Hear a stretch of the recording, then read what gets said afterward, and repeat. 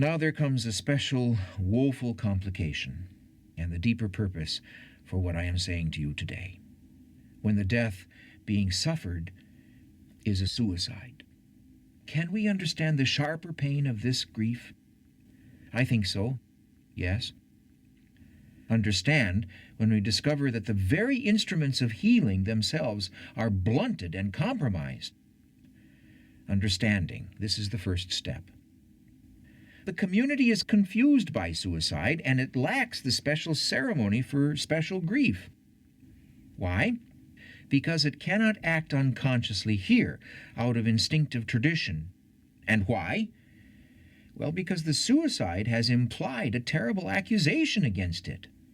As if the suicide said to the whole community, "You could, none of you help me. I take myself away from you." Well, the community has been told that it is helpless. If it believes that, it is ashamed.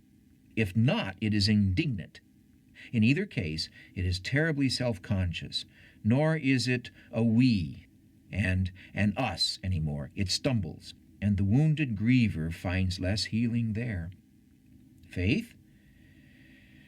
Well, we've been taught, wrongly I hasten to say, but we've been taught it, and it nags our theology, that suicide is unforgivable, being unconfessable. God also said, goes this reasoning, "Thou shalt not kill." How could God accept one who got to him precisely by breaking that don't? The suicide seems to have snubbed God too, not only the commandments, but also God's governance of the world and of our lives. So faith is afraid to look this pain straight in the eye. Faith is weakened in its help of the griever. Emotions are, for a while, absolutely perplexed, causing a chaos, not an order.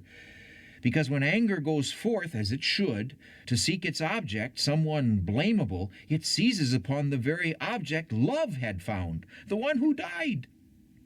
And if the grieving person cannot separate the two, hating and loving the same one at once, then neither emotion has a fulfillment. Nor are good and evil separated, so the wound splits the wider, and the bereaved herself is torn apart. Memorabilia, memorials.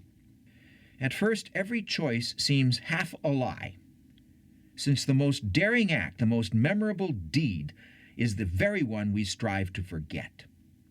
How long, how uncomprehendingly the friends of a suicide grieve, simply because there are fewer ministers to help them heal. And greater is the urgency in this question, why?